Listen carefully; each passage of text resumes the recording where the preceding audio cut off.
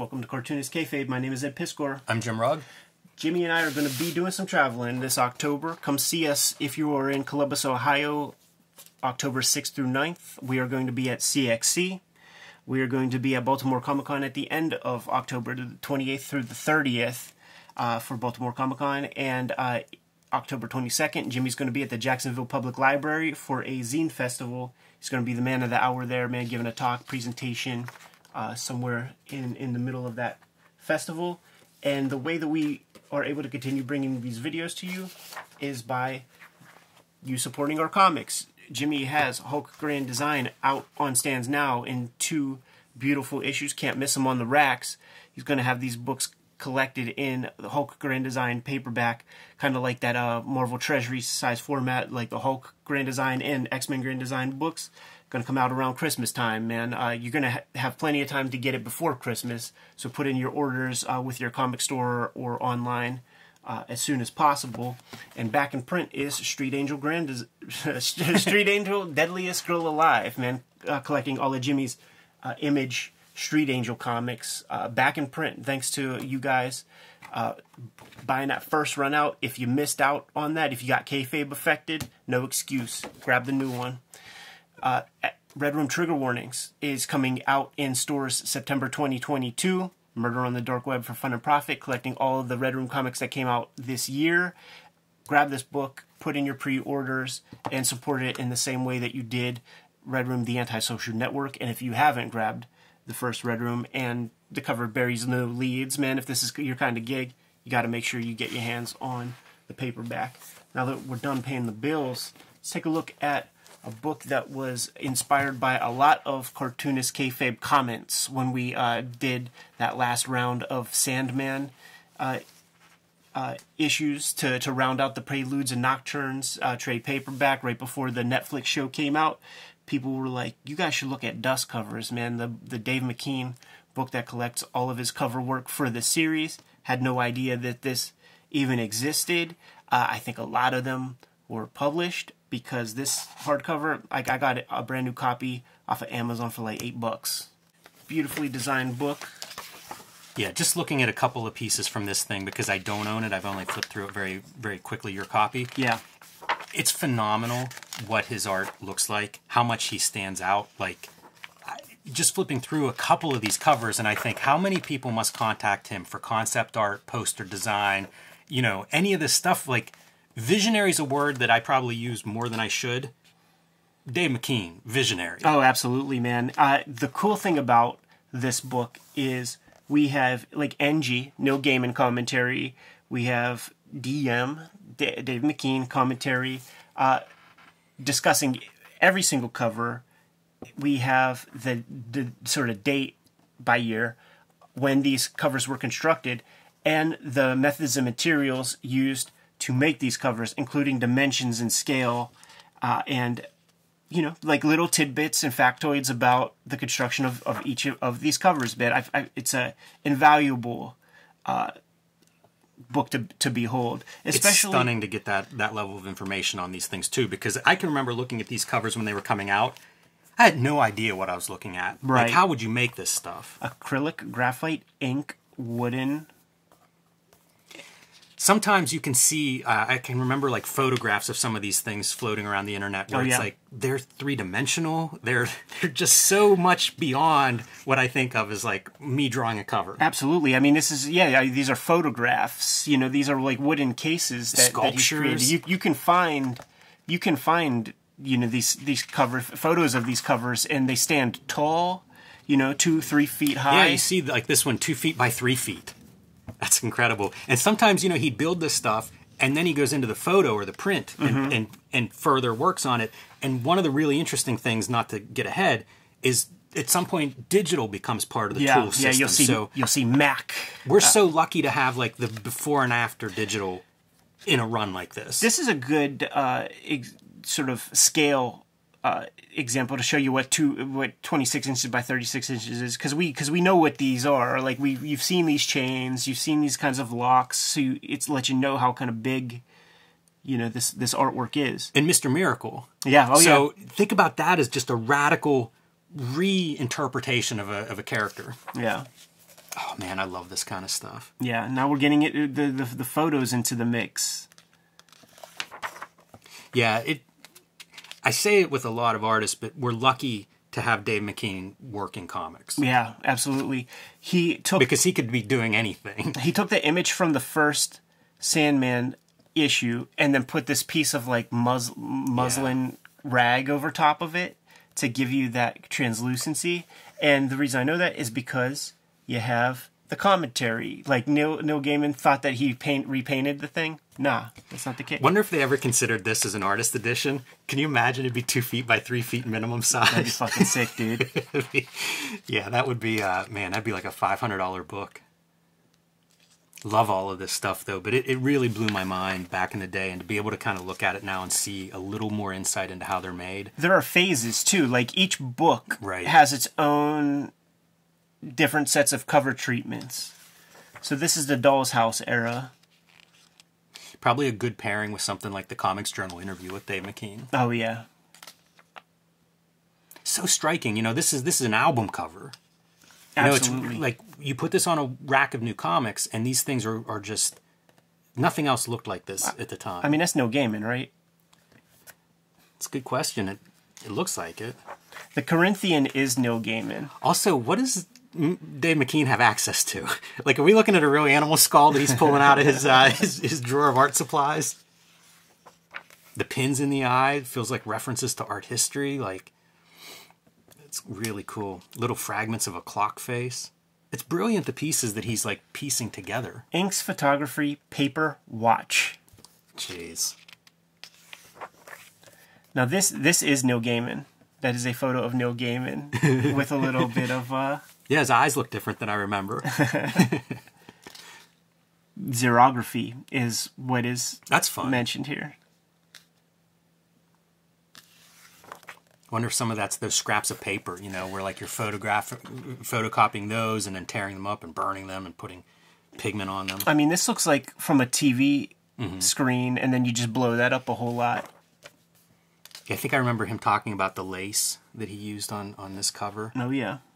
Which is really cool. If this is a photograph of, I don't know, a model, a mannequin, some kind of statue in there, and then you're supplementing it with like a real 3D elements around it. Yeah, like it's not called a spider toy.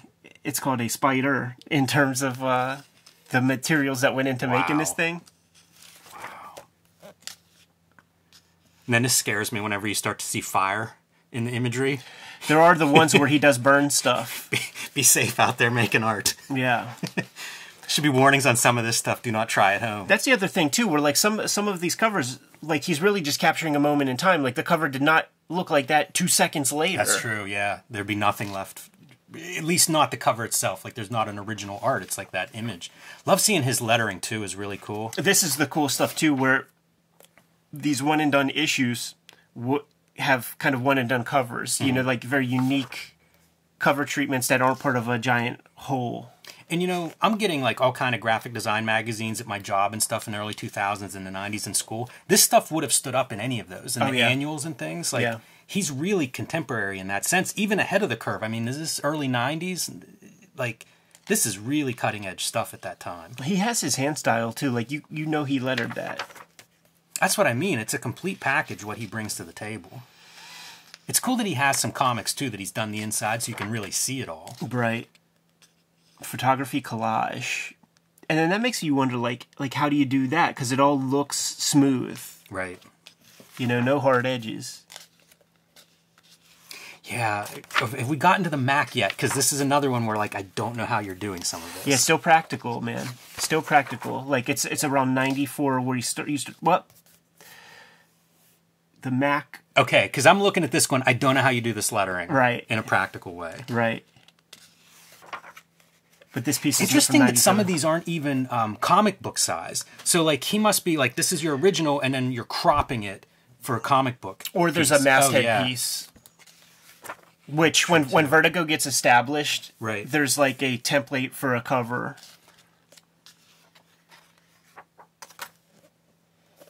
Love this with all the texture. Like, this is another one. I wonder how he's getting some of this stuff. And usually with this, I usually find out it's more real effect than it is digital. Yeah. Like, I bet he's scraping on a print or something to get all that decay.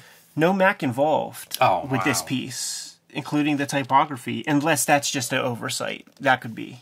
Because how do you do that? Right. You ain't doing that with Letraset, man. This feels like a different piece too, you know, like now we're shifting storylines or shifting materials. Yes, and this is copper, and this is the way it prints, but that's not the way it looks. And they make note of that in the piece where it's like, yeah, don't know why it's so bright. Like, I promise it didn't look that way like on the original. That's interesting too. I always like the idea that this stuff goes through that there will be surprises. Yeah. You know, I often send things to the printer and it's like, I hope that works. And sometimes it's better. Sometimes you're pleasantly surprised. I absolutely love his line art. Absolutely. That's, you know, like this kind of thing to me is like, okay, let's do cages. Yeah. Yeah, totally. Yeah, so this is around the covers where he's actually, you know, doing some line art pieces. This is a famous image, I feel like. Yeah. This image was used in a lot of promo material. Yeah, I think that's true. Oh, Sandman 50, so I think that this was like... Wraparound cover, maybe. Yeah, and there was like some sort of bells and whistles to it. I think it's something they were preparing to for a long time. Yeah, I think there was possibly a metallic or a foil ink or something on there. Yeah. The game of use stuff is what started to make some retailers nervous, because this would be high, like, on the top piece, and then Sandman would be kind of squeezed in elsewhere. More of that collage. Color xerography. Wonder how much of this stuff's in his studio. Is he running Xerox machines as part of his setup that he can just turn around and go from the drawing board or the easel onto the Xerox machine? Yeah, shit. If he is, man, color xerography. You know those things are like 5 times as much as the black and white machine. A lot of maintenance on that stuff too if you're going to run it out of your studio. Yeah. I know quite a few cartoonists that have had a photocopier in their studio at some point. Right. Yeah, I had real good laser printers when I was younger. I did too at work. Yeah. And I would do a lot of laser prints from there as a result. So that's a good tool to have in your arsenal too. These are some of my favorites, man, where this is photography. So it's found materials, man. He's building these masks out of paper mache and things. That's mind-blowing. Yeah. Because it looks like he must go in on top of the photo and do a little bit of painting, like the texture, you know, like there's paint texture on that. Yeah. And there's some double exposure kind of things. He's fading something in. You know, you're seeing through it. Super inventive. This is one that I feel like is pretty iconic. Yeah. I've seen this image quite a bit. Yeah, this is a favorite to show to people. And rightfully so. Like, in a way, this is everything, right? You even see, like, these shadow boxes that would be in the early issues. Yeah, with sand on them, dude. It's perfect. And it feels so dreamlike. Like, that's the cool thing, where it's such a surreal image, but it's just a photograph. Yes. It's the right, it's a tone. It's an atmosphere that he's able to capture and communicate there. Absolutely. That's the thing, like, there's a very short list of these kind of books, like Sandman, that really have gone multiple generation around the world, and I always wonder, like, it's hard to take apart what makes it so successful. Yeah. And you know, like, you see these covers, and I mean, that's genius. That's just phenomenal, but imagine this on any comic. That'd be the coolest cover of the year. Absolutely. It's a piece of it, you know, it's a piece of what contributes. It's almost like they got all the pieces, so many of the pieces right. Yeah. Like the abstract wings, you know, like just cardboard. Like this guy could paint the most... It's almost just negative space. Yeah, for sure. This is an interesting piece right here, man. This is designed and built by 2 people. One of them is John Kuramoto, John K. You see his name in the credits for Dan Clowes and Chris Ware books as being kind of like their computer guru. And in early 1990s San Diego Comic-Con, Kuramoto presented Neil Gaiman with this because he was such a fan of the comic. At that same San Diego Comic-Con, Tori Amos gave Neil Gaiman like tapes that like she wasn't popping yet. She was still, you know, just underground or whatever. And he got both of those elements, both of those items at the same San Diego Comic-Con. I love that, John Kuramoto, because it's almost like you think of the comics, the audiences that overlap. Right. Where it's like, this is just a dude that has a good eye for comics. Yeah. And he recognizes, like, this is a great comic. I also love that you get paint in a photo right, by having the mask painted, where you're seeing those paint strokes on the mask. Totally. So much texture in all these covers too. You know, even this like wood piece that we have Death resting on, and a teddy bear, like it's just dense with texture. Yeah. In a time when digital coloring is really turning me off of comics, you think of what he's applying here, and it is almost like the antithesis, even though Mac is one of the ingredients or whatever. Yeah. Yeah, cool patterns and stuff. Like, once again, this is just photography, so it's like the found objects. You know, he painted the paper mache masks. I look at this and I think this is what you can do. Yeah, and totally. It is still, like, it's very there's inspiring. a million rules here that I've never broken, and it's like he's doing this in the 90s. All right, Mac is becoming more of a piece I think here. this is a brilliant, just illustrations, straight up, you know, no qualifications. That's just wild.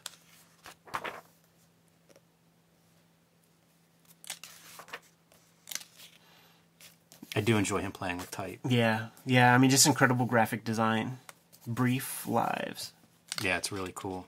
That's what I mean. Like, this is the stuff I would see in those design annuals. You know, like he's on top of his game. Gold leaf. I give credit to Karen Berger and company too for recognizing, like, this is far out stuff. Nobody else is publishing comics that look like this in the U.S. The more I'm reading, like, she's getting less and less credit. Oh no. Like these, like he was all but fired from the series, and if he wouldn't have like ran home and like done like 3 or 4 covers like really quick and still kept up his Arkham Asylum deadlines, like he would not be the Sandman cover artist. Call back with our repeat of the eyeball mouth motif. Yeah, man. That's fun too, that it all fits together. It's all part of a series. Some of this almost looks like Basquiat with this color treatment. I think everything's fair game. Some kind of like photo distortion. Is that what we're seeing there? Is that a painting? It says photography, so not even Photoshop. Yeah.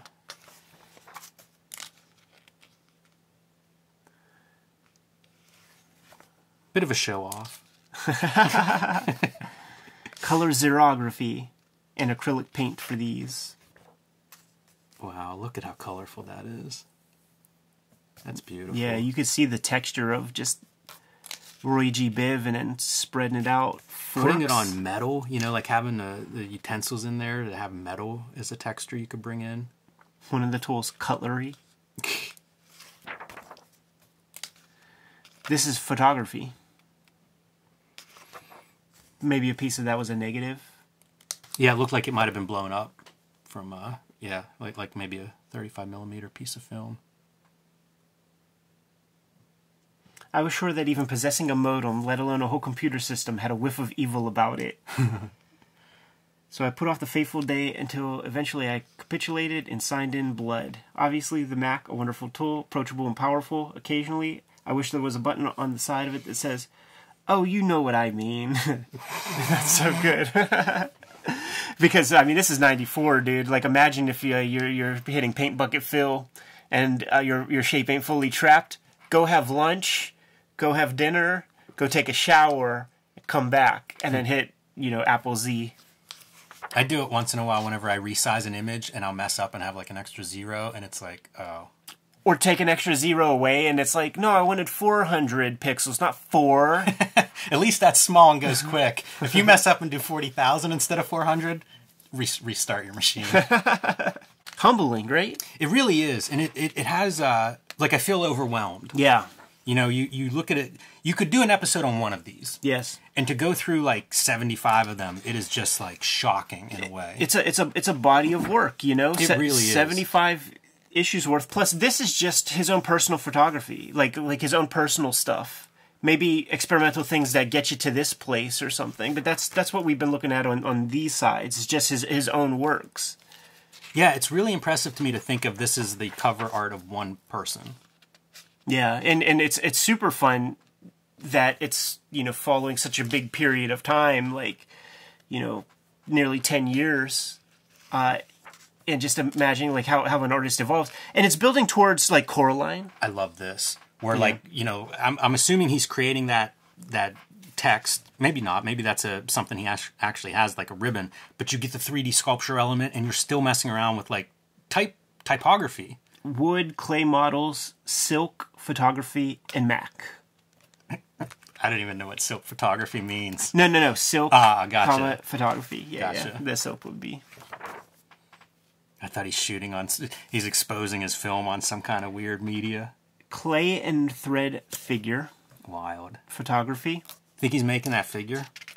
It looks pretty crazy, right? Something he might have collected. But then the figure is just this. Yes. And then that Yeah.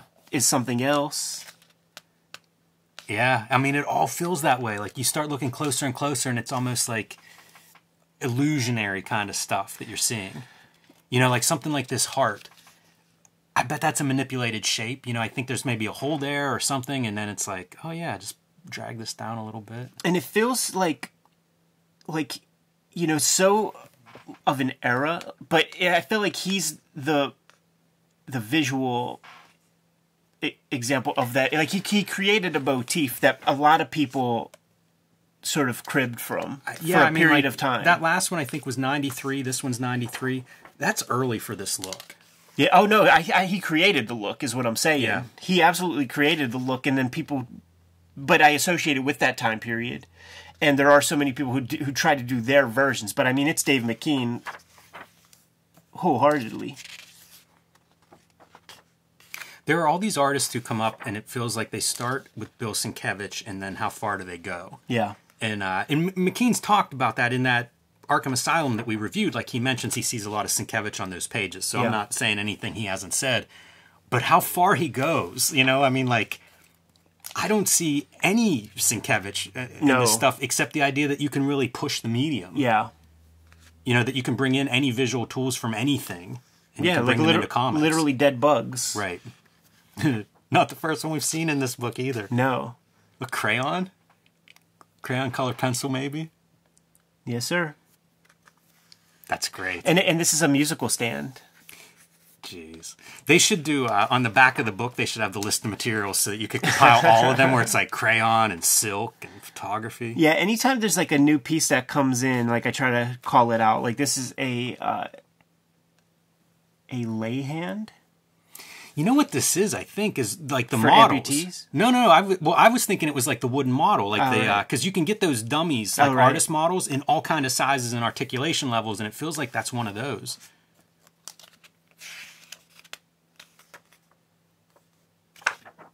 Wonder if he looked at some of this stuff and he's like, I don't remember what I used for this. Gotta love that. How beautiful. Calla lily.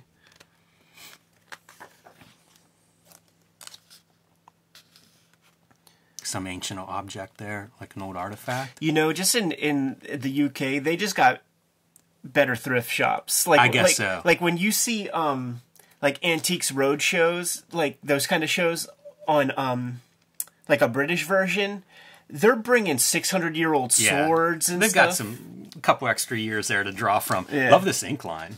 That's a pretty neat idea. One continuous line, I feel like. Very creative. You wonder just like, how do you channel this many, you know, how do you come up with different approaches to these covers month after month? Yeah. And then, like, does it take you a month to make this kind of thing? Is this something you can make in a day? And if you're making 3 fucking... And by the way, those 3 covers that he made that weekend, one of them is extremely giant and very elaborate. Yeah. They all look very complicated, but you can't imagine somebody doing that in one day, is what I'm saying. Or one weekend. Well, that's the thing, too. I wonder if you just hit creative blocks, too, in this process.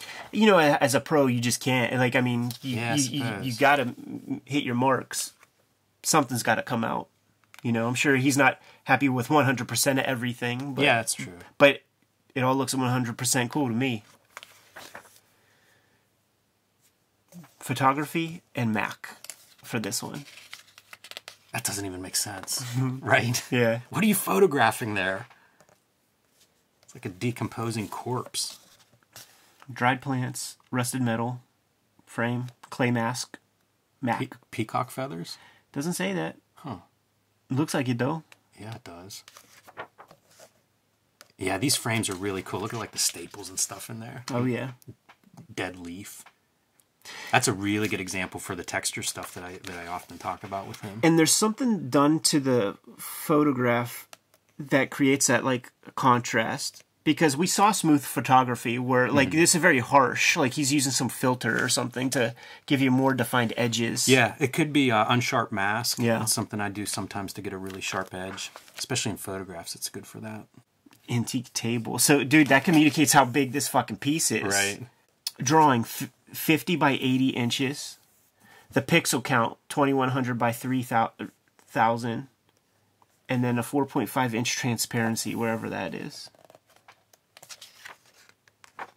That might have been this. That transparency might have been your like your palace. Like this could be coming in as like from a photograph, or it could have even been the background. You know, like some of this. Yeah. Whatever that water effect is. I don't know. It's so hard for me to like I said. It's hard to reverse engineer these things. Yeah. There's so many elements pretty on impossible. some of them.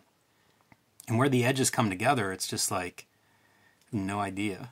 Rose stems. Of course. You think they're scanned?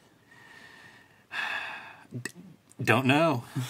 Have no idea. And then That's a look at nasty stem, by the way. Like I think of rose stems as you'd have like maybe one thorn here and one thorn here.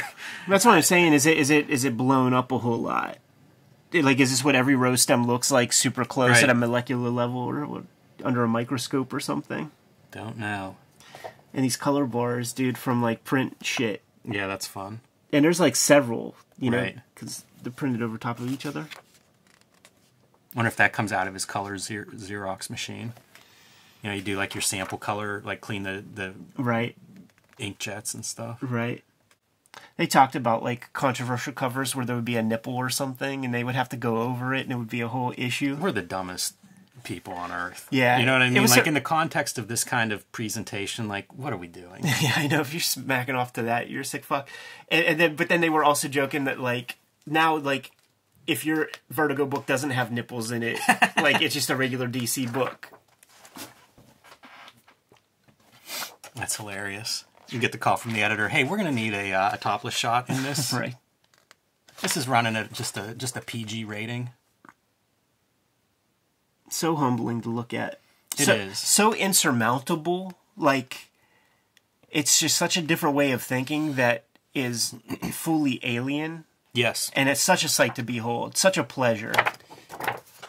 Yeah, I think it's really important for the DNA of comics to have this kind of stuff come into it. Is this the studio? Wow. I think it might be, man. It makes sense. This makes a lot of sense to me. Even my studio feels inept compared to this. I know, right? You just need to get some of those 1990s royalties, man. Then you would have that studio. Yeah, man. No problem. That and a 200-year-old house and go to town. So there it is, dude. A glimpse at some of Dave McKean's, basically, his Sandman work. Beyond just the covers to the regular series, we're looking at proto pieces for the trade paperbacks. His own personal work was in there. Like some practice stuff that went into the future covers. And important to keep in mind, like, this is one part of his body of work. It is. You know, like, obviously high profile and very successful, but I mean, like, he's done graphic novels and comics and a million posters and designs outside of comics. Like, it's just one little part of what his output. 1989 to 1997, collected Sandman covers. And I think one of the things that you do see throughout the entire evolution really is the style that he brings to, like, the picture books and stuff that he does with Neil Gaiman. Like, the ultimate culmination, I guess, would be Coraline. Mm-hmm. You know, like, transcended the picture book to the film screen. And I often think, like, these writers, like an Alan Moore, I think, benefits so much from a Steve Bissette on Swamp Thing or Dave Gibbons on Watchmen. And because of the way Sandman's built, like, a lot of times it's Neil Gaiman. You know, like, he's this standalone writer. But I do think you work with a guy like a Dave McKean and you're creative and observant and sensitive to begin with. Neil Gaiman, I'm talking about. It has to affect you from a creative standpoint to be working closely with somebody that is also sort of like just cosmic in their creativity. You know, it's iron sharpening iron. yes. And even though they weren't doing the panel to panel and everything, I do feel like these are the two major collaborators in a lot of ways of maybe of both of them. You know, we worked together for 10 years like this. you're going to get a lot of osmosis back and forth with two very creative minds.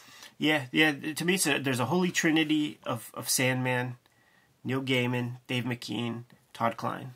They are the connective tissue between everything, and you see the three of them really trying to rise to the occasion and make something great.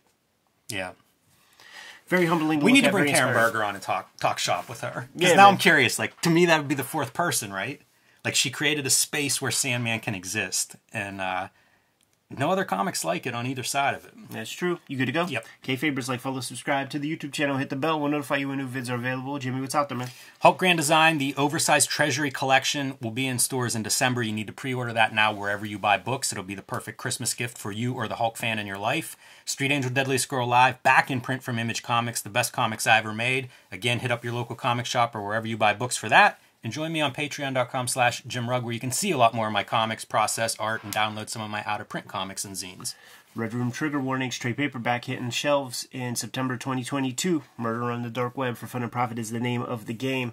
In Red Room Comics, banned in more than 28 countries, banned in more than 10 comic shops. So hit up the link tree in the description below this video. You can order and pre-order those comics. Talk to your local comic shop. They might be able to put in that order for you as well. And if you go to my Patreon, $3 will get you the archive there. You can check out the entire archive of existing Red Room material for $3 on the Patreon. And I am serializing new strips for Red Room up there as we speak. New strips every Tuesday. What else do we have, Jim? Subscribe to the Cartoonist Kayfabe e-newsletter at the links below this video. You can also find Cartoonist Kayfabe t-shirts and merchandise at the links below this video. It's another good way to support the Cartoonist Kayfabe channel. Given those marching orders, Jimmy, we'll be on our way. Make more comics.